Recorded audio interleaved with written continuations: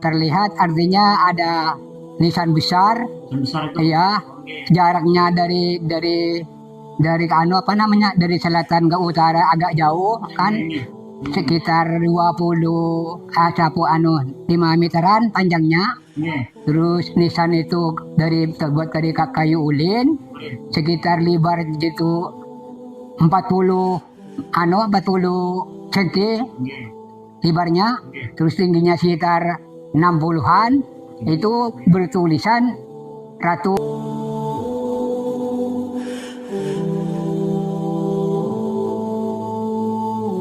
Lain itu banyak Pak lah. Yang lainnya itu banyak, cuma yang lainnya tuh ada tulisannya. Kan kalau itu kan berapa puluh tahun yang lalu dinamakan. Yang asalnya sih sekitar tahun 80-an. Yang pertama yang kelihatan tulisan itu.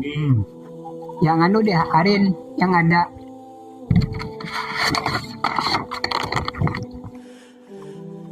Ya karena aku kada tapi wani soalnya nisannya sudah ada kayak itu nah. Nah ini nah. Maulana Ainul Yakin Sunan Giri Gresik Surabaya. Atasnya tadi itu Maulana Ishak Malaka. Atasnya Ainul Yakin, atasnya lagi Maulana Ibrahim Tuban. Maulana Ibrahim Zainal Abidin itu Tuban.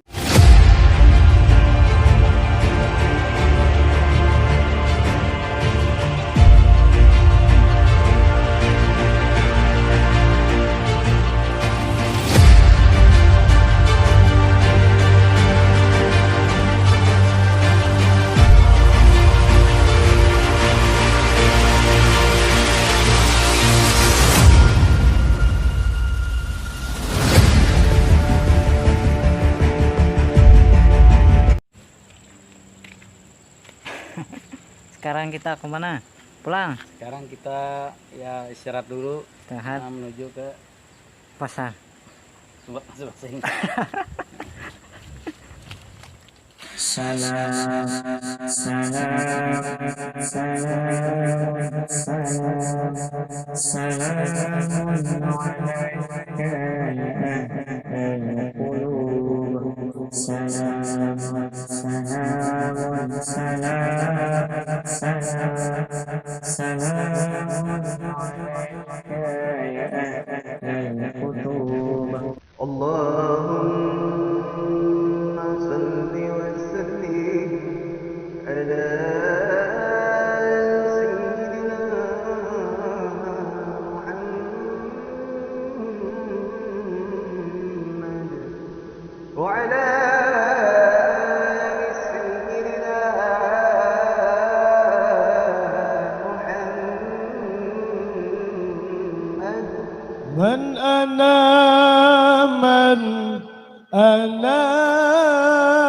Sahabat jelajah sejarah Datu, di bagian ketiga episode Kubur Madang ini, kami tim jelajah sejarah Datu, terus melakukan penjelajahan dan terus mencari kisah sejarah terkait komplek pemakaman Madang serta terus mencari narasumber-narasumber yang tahu tentang kubur Madang ini.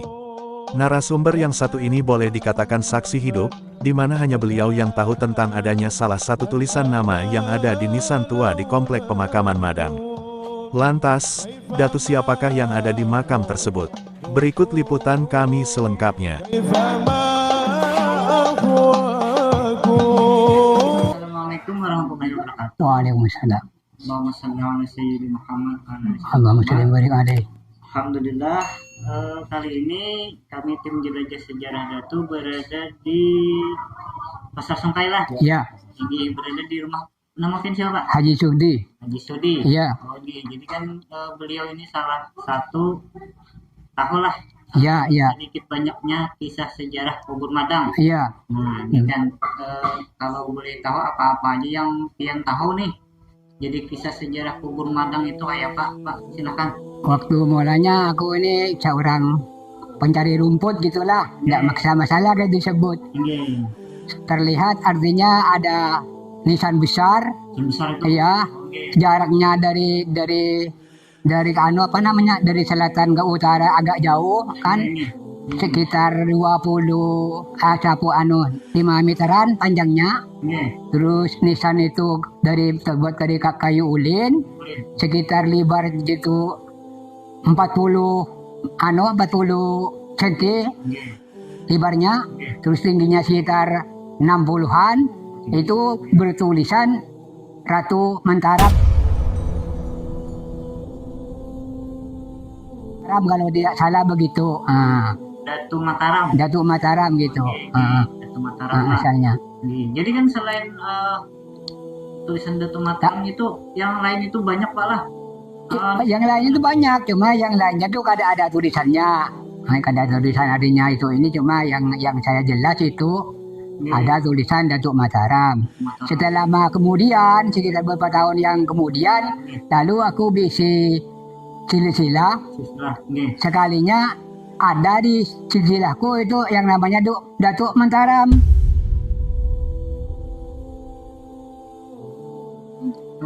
Ternyata Datuk Mataram keturunan dari Wali Songo Muhammad Ainul Yakin. Itu kisahnya. Yang keturunannya keturunan dari situ. Jadi kan kalau itu kan berapa puluh tahun yang lalu dia namakan. Yang asalnya sih sekitar tahun 80-an. Yang pertama yang kelihatan tulisan itu. Karena itu kan di hutan itu musimnya bila kemarau musim terbakar. Lalu nisan tadi karena terbuat dari kayu itu terbakar. Jadi sampai wayah ini. 40 tahun lebih. Iya, 40 tahun lebih. Nah itu anunya. Tapi itu apa itu namanya? Yang kayak ibarat tuh misalnya gena-gena tuh banyak apa satu itu aja? Yang besar cuma satu itu aja. Yang lainnya ya kecil-kecil ya kayak yang ada itu. Cuma terbuat dari kayu semua. Kalau yang batu-batu itu ya kira-kira yang hanyar itu ilmu baru, yang batu itu gantian tuh. Kalau yang dulu itu ya semua kayu ulin. Jadi kan sana mencari rumput lah. Ya mencari rumput. Dulu situ makamnya itu apa bersih kah apa? Oh, cabut di sekitarnya itu kayu-kayu semua sebelum ada tanaman getah. Oh, sebelum ada sebelum ada tanaman getah.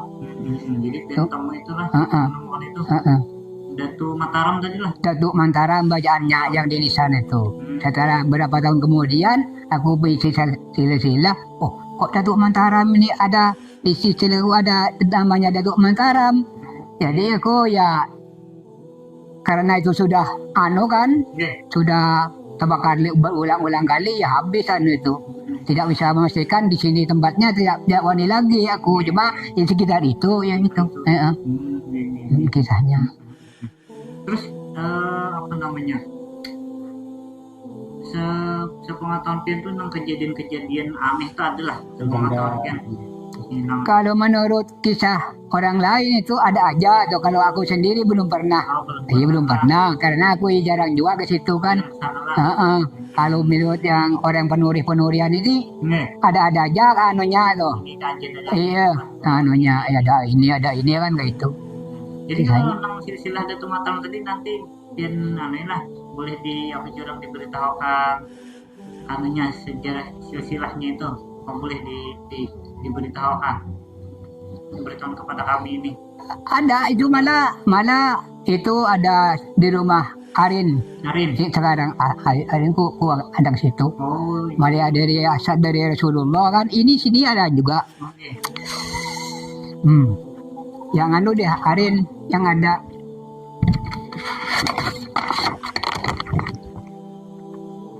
Ya karena aku kada tapi wani anunya soalnya nisannya sudah kada ada kayak itu nah. Nah ini nah.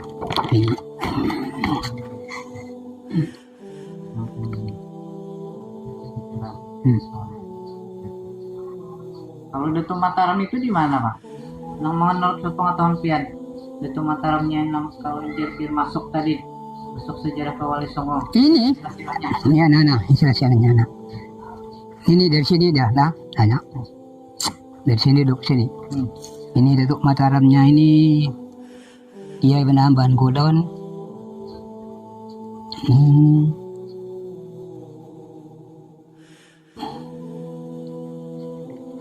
Udah kacamata.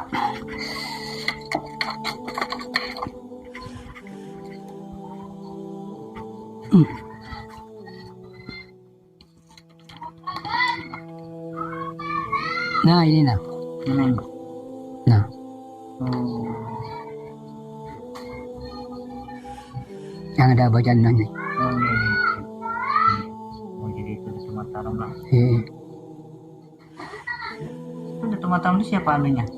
Datuk Mataram atasnya Maulana Ainul Yakin, Sunan Giri, Gresik, Surabaya. Iya. Atasnya lagi, atasnya tadi itu Maulana Ishak Malaka. Iya. Atasnya Ainul Yakin, atasnya lagi Maulana Ibrahim Tuban. Iya. Maulana Ibrahim Zainal Abidin itu anunya Tuban, Jawa ini. Atasnya lagi ini apa namanya ini? Imam siapa pengarangnya nih? Sampai artinya mulai dari Rasulullah ini anuna ke sini terus ke sini nah. Ya insya Allah ini ya Datuk Mataram ini putranya mungkin kan kada Mataram aslinya. Mungkin putranya kalau putranya Sultan Iskandar namanya putra Datuk Mataram nih. Sultan Iskandar, terus putra dari Sultan Iskandar itu Kiai Pasisir Ketapang Madura ini, ke Madura anunya agak kecilnya terus ke ini nah itu. Ya. Jadi jong sabaan jong sejarah na jong anu na jong saya nama yakinnya. Di situ itu ada tahunnya kah? Patokannya tuh. Tahun enggak salah tahun 200 Berapa tadi? 30 1234 Hijriah. Hijriah. Iya Hijriah. Lain masa Hijriah. Hijriah. Iya. Hijriah. Kalau dimasihkan Dimasihkan terlalu tua. 1800 berapa?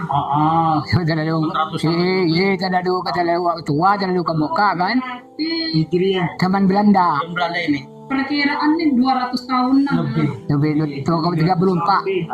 Ada sampai 300 apa? Kada. Hmm. Tapi masuk sempat zaman Belanda itu. Yang Belanda. Di zaman Belanda. Sepertinya baru 78 tahun. Iya. Kada tahu namanya kuburannya siapa no? Makamnya itu. Nama Kada ada yang anunya itu. Nisannya kada. Misalnya kada ada itu yang ragu-ragu sang. Seandainya batu, ukir batu ada. Seandainya dia batu. Jadi ibarat tuh ya diduga lah. Iya, diduga ya. Diduga. Itu keturunan dari Wali Songo Sunan Giri. Ya. Diduga. mungkin dari jurit beliau lah. Dari Sunan Penambahan Kulon. Dari Sunan Penambahan Kulon kayak itu. Sunan Penambahan Kulon. Terus anaknya juga Jitong, siapa Jitongnya Majong? Ini termasuk cucunya Cucunya dari Sunan Penambahan Kulon. Yang ada itu. Kalau dilihat dari tahun wafatnya makam ini sama dengan tahun hidupnya cucu-cucu Sunan Penambahan Kulon. Kalau Datuk Mataram di sini. Ini sekilasannya Iya, sekali dugaan, sekilas dugaan. Secara pasti itu kada bisa memastikan ini. wafatnya Datuk Mataram ini tahun 1234 Hijriah. Ini hampir sama dengan masa hidupnya keturunan dari cucunya Syekh Penambahan Kulon ini.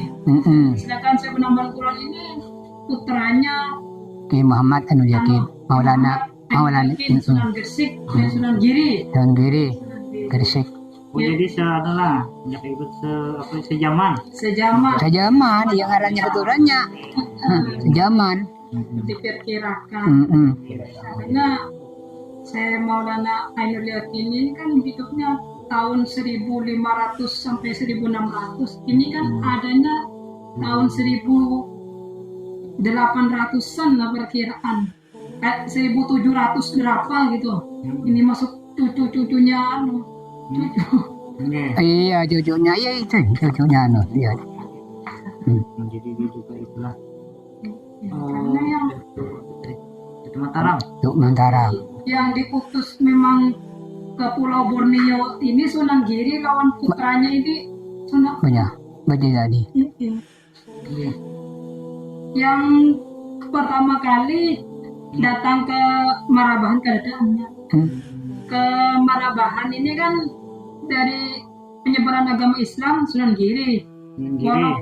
Walaupun di situ Dayak Bakumpai Iya. sebelum Sunan Giri masuk ke Pulau Borneo ini ada yang memeluk agama Islam. Itu bisa diperkirakan kalau memang sama persis dengan silsilah itu sebatas praduga saja nih.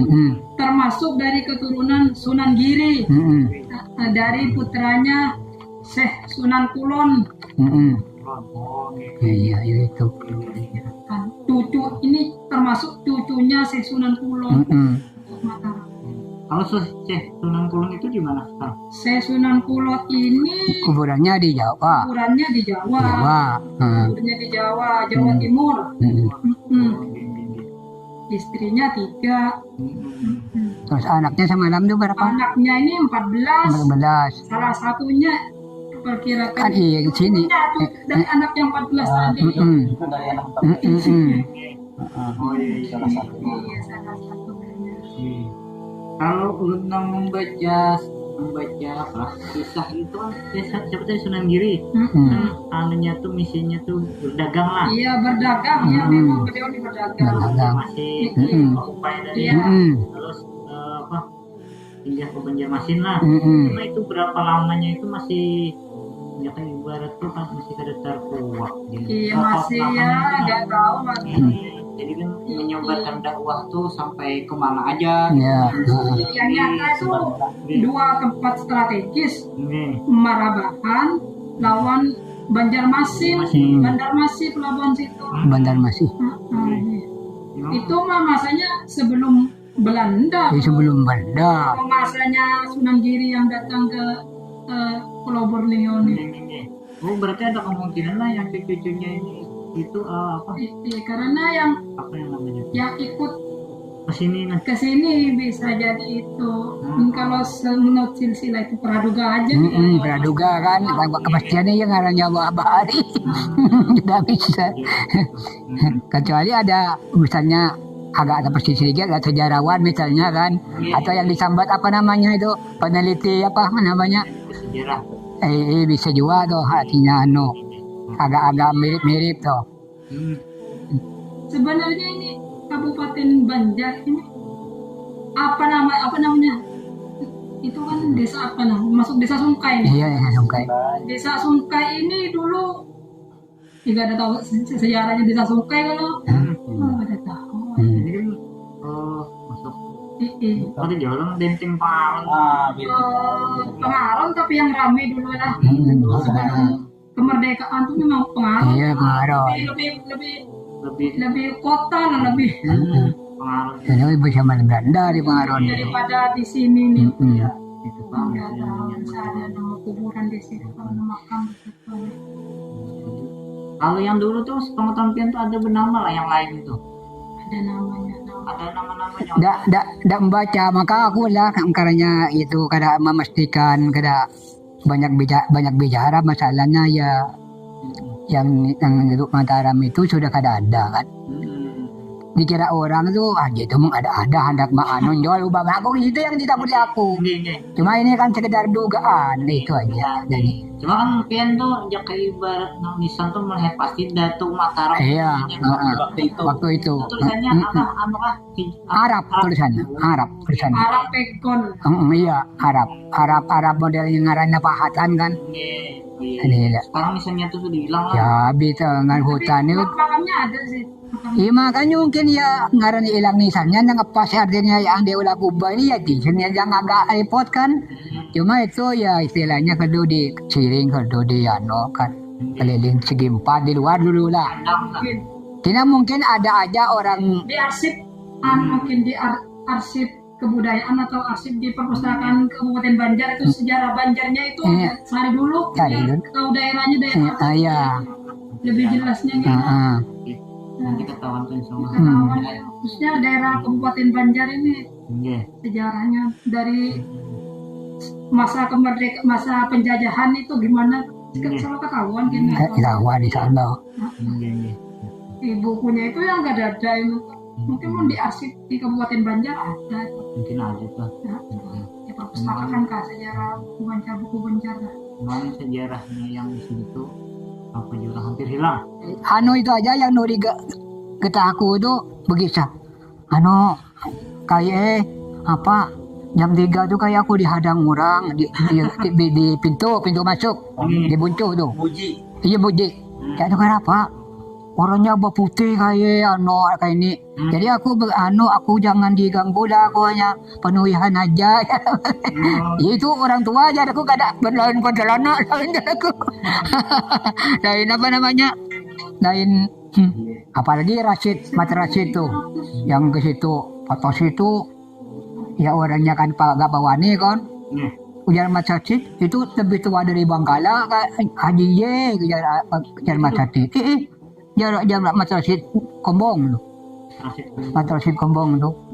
Lebih tua dari dari Bangkala. Betul lah 40 tahunan nanti 50 lah. Oh, ya tahun 80-an ya.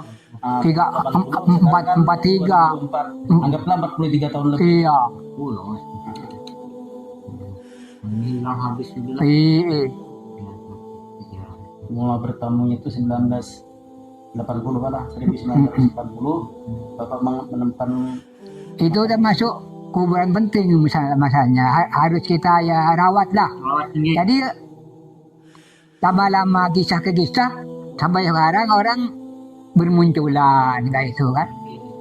Berarti adanya orang penting itu yang meninggal di situ, orang wali lah kisahnya. Istimewa. Bermunculan dulu kan masih lagi orang belum ada berarti kada seberapa kan. Selepas ada orang sejarah kano ka Wali Songo, ya orang Wali Songo anunya keturun di situ. Tapi tahu saya jauh-jauh di belakang Mupian sekitar Sadupal ada juga kan. Itu Duriat iya kan itu kisahnya itu. Tahulah sampai muncul kisah ke kisah kan. Itu. Padahal itu kalau ujar Mata Rashid, Mata Rashid tahu, ya tidak tahu juga maksudnya. Itu lebih tua daripada Datuk Bangkala yang di sini ini. Ujar Mata Rashid itu.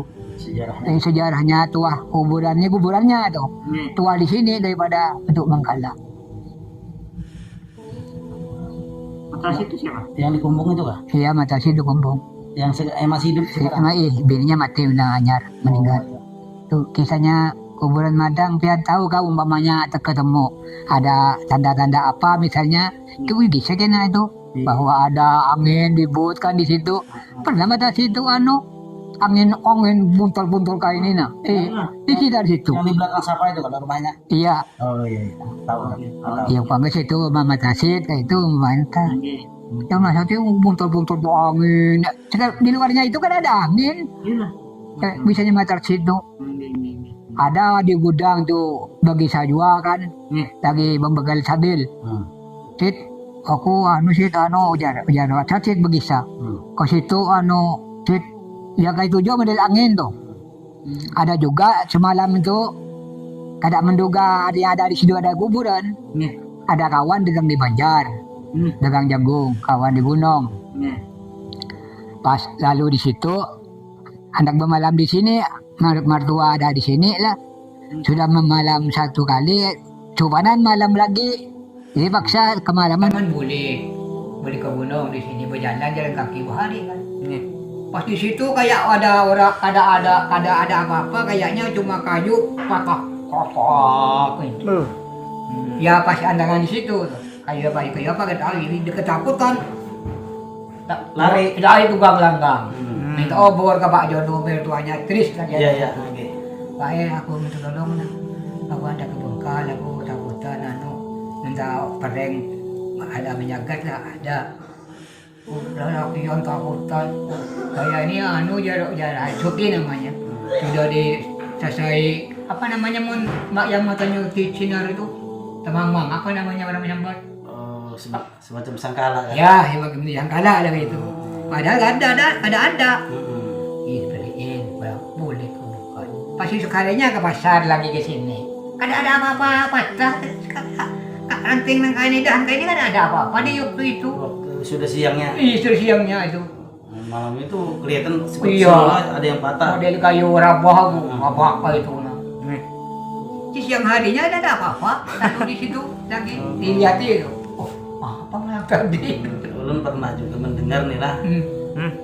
Pak, itu belum haji kah Durasid? Belum. Nah, beliau tuh pernah ngomong juga dulu lah. Kan tanahnya sebelahnya itu. Nah, Durasid bapaknya Haji Juham kan? Iya. Haji Juham besar. Katanya pernah diikuti juga. Seperti orang ada yang manggil. Iya. Cuma ya makin jauh ya makin menghilang gitu. Iya. Gitu aja bilangnya.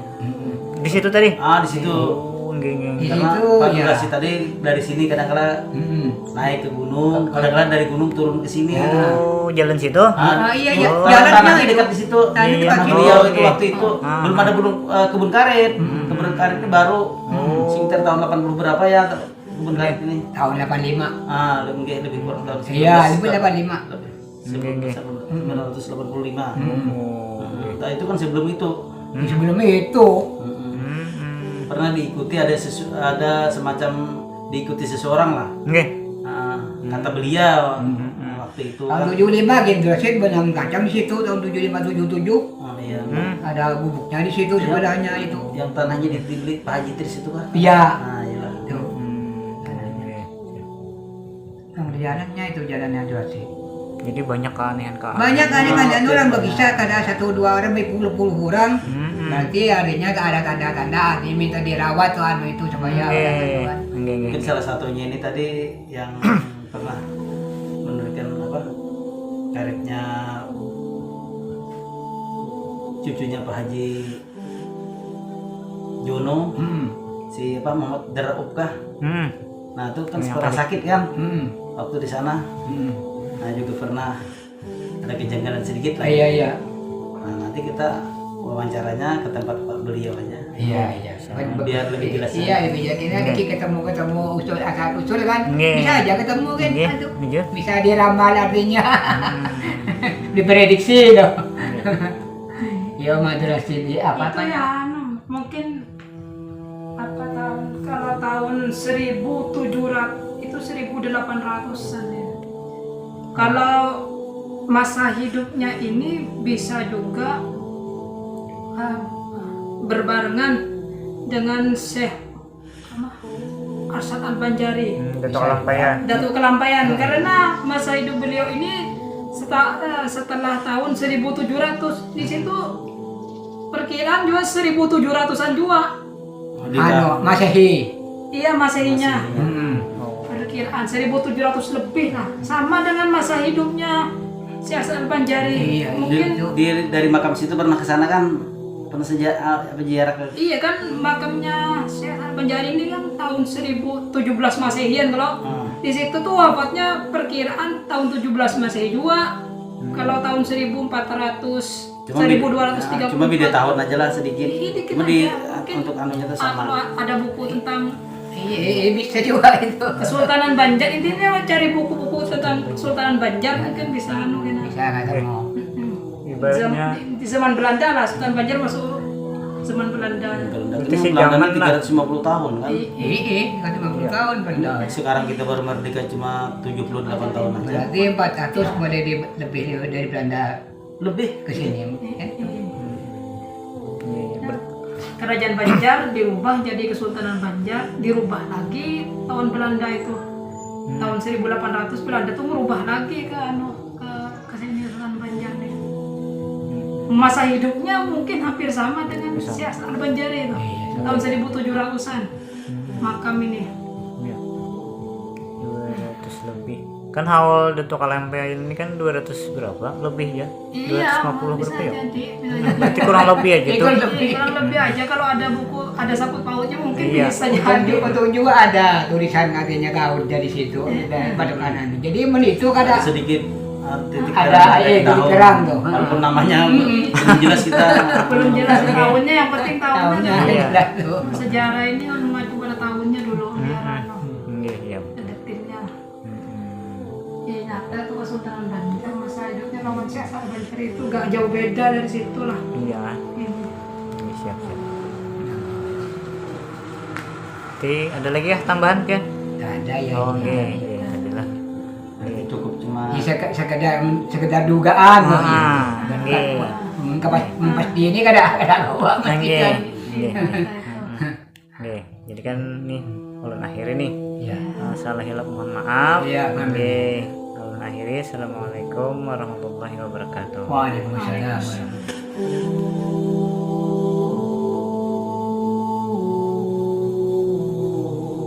Sahabat jelajah sejarah Datu, tidak hanya sampai di sini, nantikan episode selanjutnya, insya Allah, kami akan terus menelusuri kisah sejarah komplek pemakaman Madang ini.